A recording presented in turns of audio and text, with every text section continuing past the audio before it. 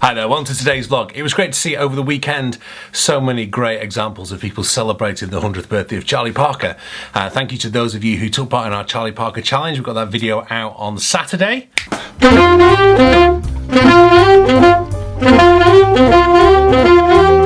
You can watch the rest of that on the Cambridge Saxophone website, the link is below. It was great to see so many, and I did a little happy birthday to Bird on my Instagram.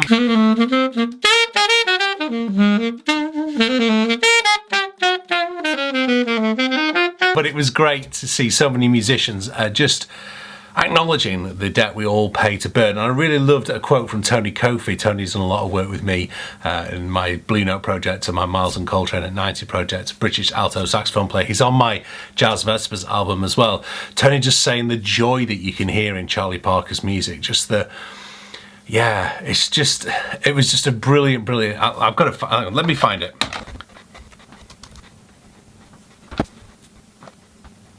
Here it is, I found it. And the stupid thing comes out.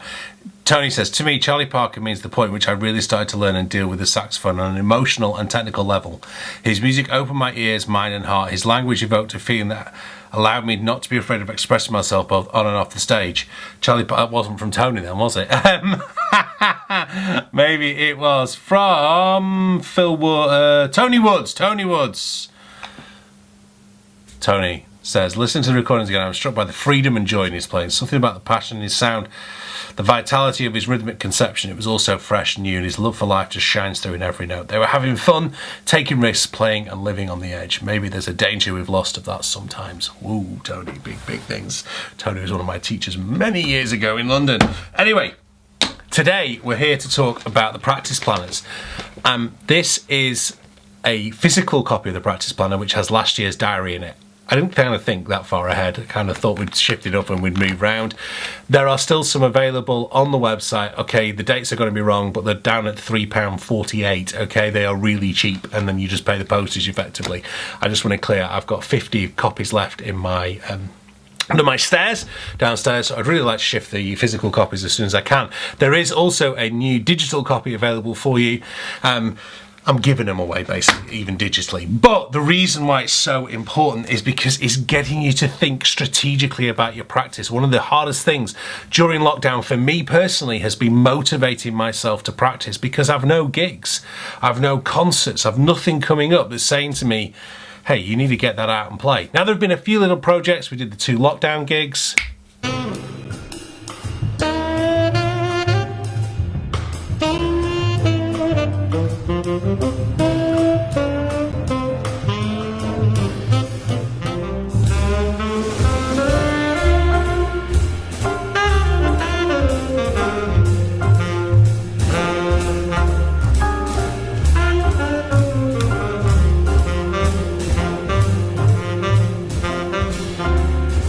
And I've done a few projects for Jazz Vespers, for my old sixth form, and I've got one coming up. Well, I've done one already for Silas, because a new one coming up for Silas for 100th birthday of Charlie Parker, which I'm going to be practicing today.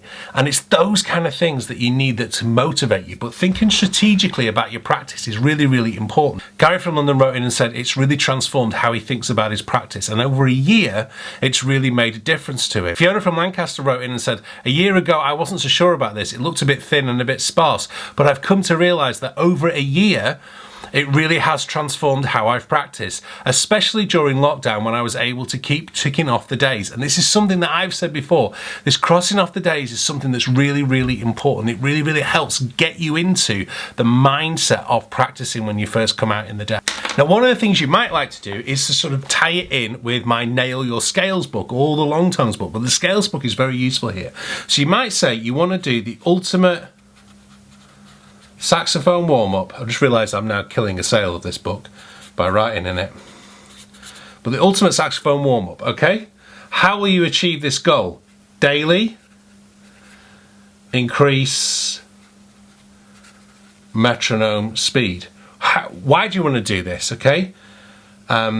Knowledge and technical execution. You're not going to be able to read this writing, are you? This is why I wanted to be a doctor, because no one could read my writing. Execution of chords. Because what you're doing with that ultimate saxophone warm-up, let me put a read on.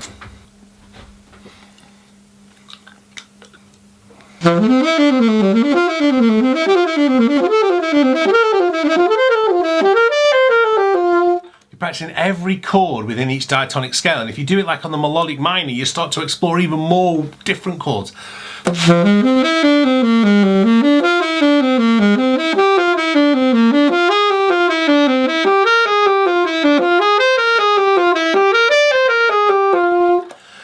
It's such a good exercise. Anyway, practice planners, links are below. Not going to keep mentioning them. They're there to help you, and they will make a difference, as those people who've written and said. And if you have bought one last year, put a comment in below. Tell me how it's changed, how you've practiced. Have you stuck with it? Because there's a few people saying, well, you didn't stick with it, did you? You've got to stick with it strategically every month. Make those goals happen, and it will make a difference.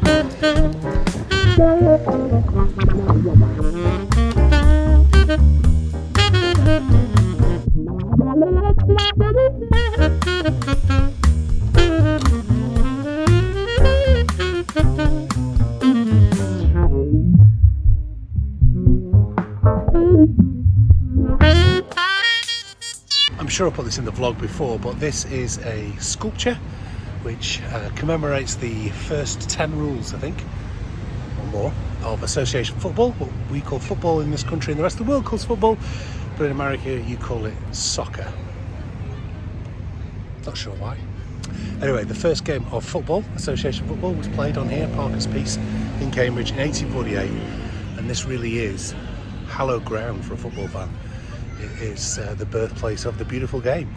Really getting into cycling over the last few months. It's been really, really, really good fun.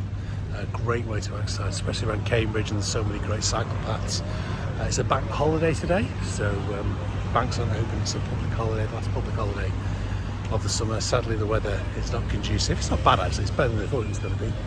It's not baking hot though. And so getting out, it's about a 5-mile cycle here. Might make it a bit longer back, and then yeah, go back to the studio.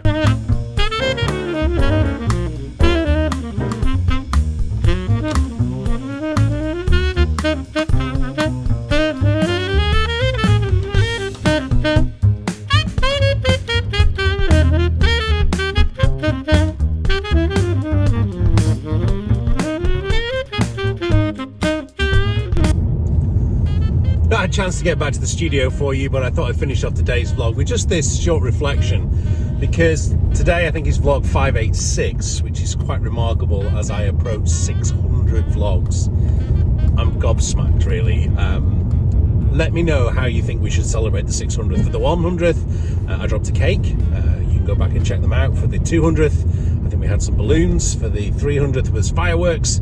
For the 400th, we had the RAF doing a fly past with the red arrows, which was very interesting. It wasn't just for that, of course. And the 500th, we had some balloons and party cannons and everything. So as we approach this major milestone of 600 vlogs, 600 episodes of Dan's Vlog, how on earth I have come up with enough content, and you guys have found enough content that you want to watch for 600 episodes is quite remarkable.